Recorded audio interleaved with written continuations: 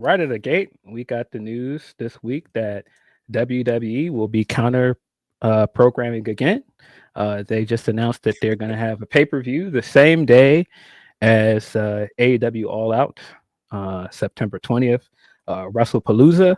I kept looking at it like, why does that name look familiar? I was like, I feel like there's an indie show called Wrestlepalooza, but then it's also the ECW show as well. Hmm. But yeah, Wrestlepalooza will be the first WWE pay per view that will be available on this ESPN direct to consumer streaming platform. They put out a whole press package about it, and it's been covered quite a bit. The other bit of this that Hmm. people were saying was that ESPN has taken down their AEW tab on their website.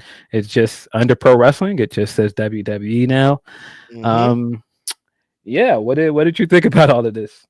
A lot was happening very quickly, Phil, because I swear we just got the news of them doing the deal and we were talking about the price points and all those Mhm. things.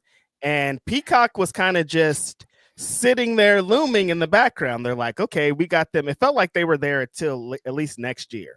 And so when they came out with the news this week, they were like, actually, we're all our obligations are done with these extra events that were added, so we're moving forward. I was like, damn, that's crazy because people haven't, I think people, you had to give fans time to adjust to this new Mhm.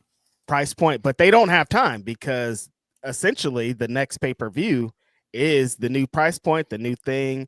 They got back into the talks of if you have cable providers and all the whatever's, but it's going to be right there on ESPN. So I thought that was super duper interesting. Yeah, I mean, if you're a long time wrestling fan, you know that ECW Wrestlepalooza was once a show Mhm. with the guys.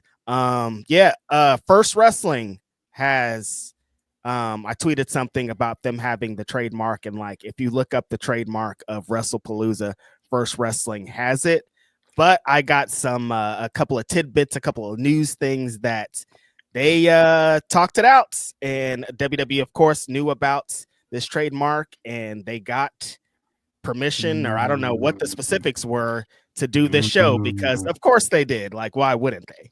Yeah, it's just like when homeboy was like, "But my shirts have Jeet on it," and then all of a sudden he was like, "Nope, don't worry about it, guys. It's handled. Right. Right. Homie was like, actually, those Yeet shirts, what Yeet It's shirts? cool. Don't worry about it. We had And to that's talk so about it. because everybody was like, they're just a little blah blah blah. I'm like, it doesn't, like, if you Nah, wanna, if they came up and like, hey, we're taking this, what are they gonna say? No. Yeah. Okay. yeah, nah. Yeah, Or whoever. but I'm sure that they were like, this is gonna be beneficial for you too. Like, they're not selling it as we're gonna crush you anymore. It's now like, let's all work together and have fun with this. So like, I Yeah, hear them. the call was made. Ain't nothing needs straightened but a little straightening. They Mm-hmm. got straightened out, and Mm-hmm. right back to business. This immediately makes the Brock stuff a little bit more nasty, as a nasty cherry right on the top of Yep. it. That it's not just that they're bringing Brock back; they're seemingly making the Brock and Cena match the match for this show to put up against AEW All Out, which mm, that's a choice. But I, yeah, I mean, I'm thinking now, I'm like, maybe ESPN had some say in this Brock Lesnar thing too. Like, because I mean, if they're like, hey, we need a first big show, and they're like, we need something bigger, and ESPN's like, well, who you got? And they're like, we still got blah blah blah, and they're like, hey, we got Brock Lesnar. ESPN's gonna be like, yeah, Brock Lesnar, because they know him from the MMA stuff. He's a sports figure, like he would fit in. I'm like, I wonder if ESPN was like, hey, what if you got Brock Lesnar back? I don't know anything about anything, but I could see it, you know. I mean, even if it wasn't ESPN, it felt like one of those WWE is like he's one of our big draws. Let's bring him back at this time. Let's press the Brock button. They always get to a certain point in a year where it's time to press the Brock button. It took them 2 years, but here we are. Yeah, the stuff. There are certain things about this that I was a bit surprised by because initially, um, they were saying they weren't going to make the move to this ESPN streaming platform for another year. Right. And so for them to announce this immediately, and then we see how quickly this has been rolled out um, within a month of AEW All Out, been very interesting. Um, and I'm sure, like I've seen some more conversation about how much does the counter programming actually harm AEW. They're still going to have their same audience. The Mhm. people that have bought tickets to those shows are still going to go. It's not going to harm the viewership for them shows at all.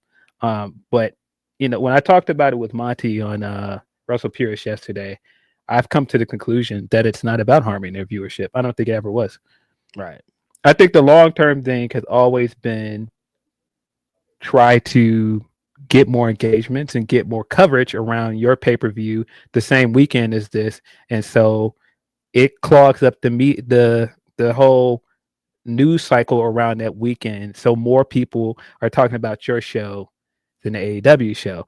And that Yep. might not affect AEW in the short term, but when you have an outlet as big as ESPN behind this now, it is going to become more of a thing the longer this goes on because yeah, I mean you see the effects of it right away with them Mhm. consolidating all of their WWE news and AEW news under the same tab because the whole point is not to basically be like AEW is going away or that some people are not going to cover AEW. It's just to lessen Mhm. the engagements around it. Right. Yeah, I think that has a lot to do with it of like it's still like we're the big guy in town. No matter what you sell, Yeah. no matter what you got, we're here and people are going to be talking about us. Cuz I saw a lot of people being like I'll be there at Wrestlepalooza. Can't wait. Like it was the WWE people, the fans were like, we're into this. They always buy what they're selling. So I wasn't surprised that they're doing all this. It is though, like you're saying, Phil, them rolling out all of this in a month over what could have been a year is very interesting, really fast. And like it's a crazy transition, especially when like I've been seeing so many charts and breakdowns of things of fans and people in the business breaking down what it's going to cost to be a WWE fan and next year with all the new additions and all the different platforms. And it's not cheap, Phil. No. Leonard Aarons is saying ESPN is not going to here. Let me put it on the screen. He said ESPN is what did it do? Why did it do that? Come on, stream here. He said ESPN is not going to cover AEW like they used to. If you can't see that AEW is being completely removed, that's on you. Well, you're saying that as if hey, I work in media, so I know this Mm-hmm. at this point. Because a lot of sites are doing the same thing. They're consolidating all of their wrestling stuff. If you're not a wrestling site, if you're just a big outlet of any kind that either covers pop culture stuff or sports stuff and you cover wrestling as an aside, a lot of those sites have consolidated all of their wrestling under one place. And you're saying they're not going to cover AEW. That's of the assumption that they ever covered AEW as much as they Got to covered start there. WWE. WWE is always covered more than AEW at the big outlets. And all they're doing, if even if it's covering it less, all they're doing is just making it more apparent that they're going to cover WWE more than anything else because Right. that's the game at this point. And Mm-hmm. if you don't think that, again, as somebody that works in media, I see it. It's it's less and less so about whether some people are interested in covering AEW. It's about let's put it over here. Um, Mm-hmm. let's like Bleacher Report, for example, let's do all right if it's a blanket article about certain things going to wrestling, let's put AEW and WWE. It's not just an AEW audience article, it's WWE and AEW. And that's why Right. I'm saying it's not as simple as just making AEW vanish. It's making sure that more clicks go to this company because it's the bigger company, it has the bigger market share and it's going to get more engagements. And they're trying to make sure that it's going to get more engagements, even though that was already the case. They're trying to Mm-hmm. emphasize that. They're trying to let you know we're the big bro around here. We're the big one in town. What did you think about this little promo video that they dropped that's mostly celebrities and Triple H. Triple H is the first person we see in the video, of course, because Credit Boy, as always, he's the Why wouldn't last he be? person we see. The fact that he is always the face of these big ad campaigns is so funny to me, and Tiring. that's why that clip of Dave talking about it, and Dave talked about how he wants to be the Dana White here. It's so apparent that that's what this is. It's so obvious. Super apparent. It's ridiculous. so obvious. Even like down to the look. I'm like, damn, they don't have to look like each other. This is a crazy thing going on here. But yeah, I think Dana White set a blueprint for what it is to do what it is in this position and kind of be the head of this thing. And like, the brand is this, and I'm the head of the brand, and any of these pieces could be moved, but I'm the figurehead on this. And never forget that I did this for you. Yes.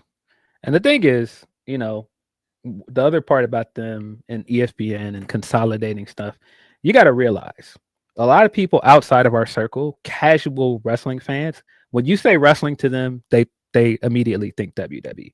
A lot of people don't know what AEW is. They don't care. And so for a lot of people, when you say pro wrestling, they think WWE anyway. And again, this is just part of the game of media. And just like it's different than when this was like 2018, 2019, and AEW was still new. And you know, some of the market share of covering them was covering something new. Now AEW has been around. It's proven that it's not going anywhere.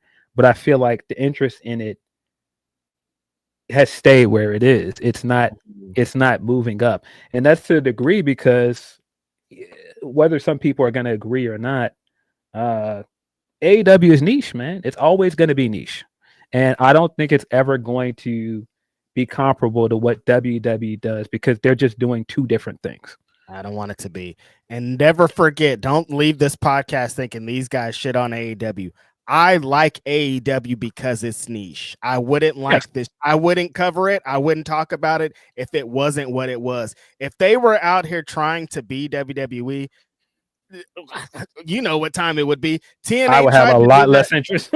Exactly. TNA tried to do it before I remember the time when they went to Monday nights and they did the whole thing. It's like, if you try to be the guys, you're going to get defeated by the guys. The point of this is to be totally different than them, to be niche, to cater to the people that are going to consistently be there for these 6 years, people like us. So I want that to continue to be a thing, and being niche is not a bad thing.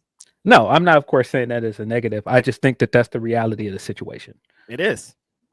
It's just kind of how wrestling moves and the way that they present their wrestling and the way that they present their angles and the way that they move. That's just what it is. And that's what it's always going to be. That's what I always kind of, when people are like, is it ever going to be like it was like the time you're describing, Phil? I'm like, it won't be, especially how we had WWE fatigue back then. So people wanted to find what they thought was going to be an alternative. And WWE, to their credit, figured out a way to counter that, and that's just by covering every corner covered. Like, if you like indie wrestling, they got this. If you like their mainstream wrestling, you like this. If you like the development wrestling, they got this. Like, they created a way that you don't have to watch AEW if you're a WWE fan, and WWE fans only like WWE wrestling. So they figured out a way to totally cater to them. And those fans, like I always say, if WWE gets them to leave, they're leaving wrestling for good. They're not going over to AEW because they're not pro wrestling fans. They're WWE fans. And there's nothing wrong with that.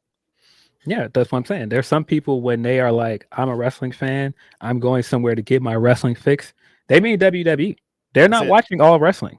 They're not going to watch like NWA or fucking Action Wrestling or Ashe Wrestling. No, they're going to watch WWE. When they say wrestling, that's what they mean. I love when I say I work in pro wrestling and they always say, you mean like WWE? If I had a quarter for every time they say you mean like WWE, I'd be the richest guy in the world. It never fails.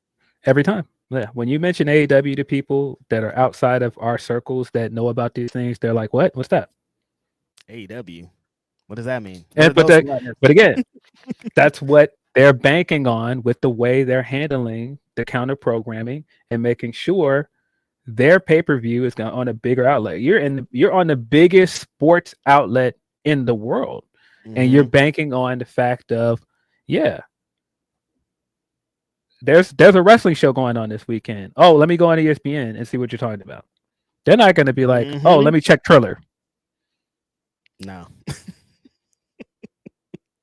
Let me pull up Triller to see what's going on. And again, that's what they're banking on. They're banking on the coverage for the WWE show being more present during these weekends than the AEW shows. And it's something so kind of insidious about it, because they'll be just like, well, what do we do? It's just business. And it's like, yeah, but come on, man. We see you.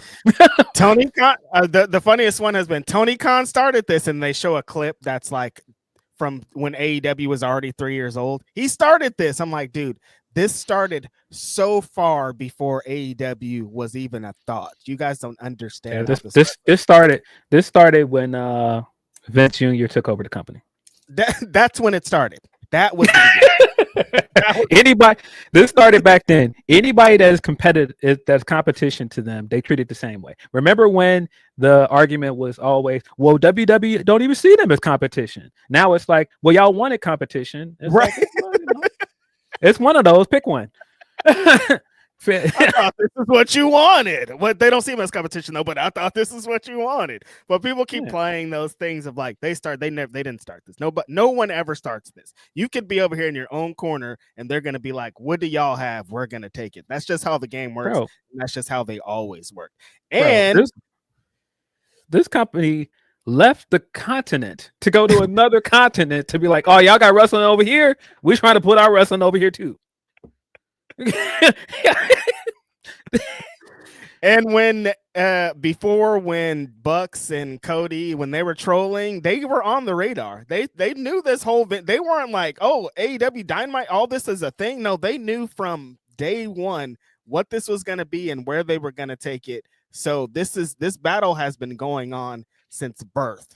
And I hate when people are like, this started when it started, like Phil said, when Vince Jr. took over and he said, I'm taking every territory and either absorbing them or crushing them. Yeah, it's been get down or lay down since Vince took over. A lot of people have got down. It's a cold world. It's a nasty game.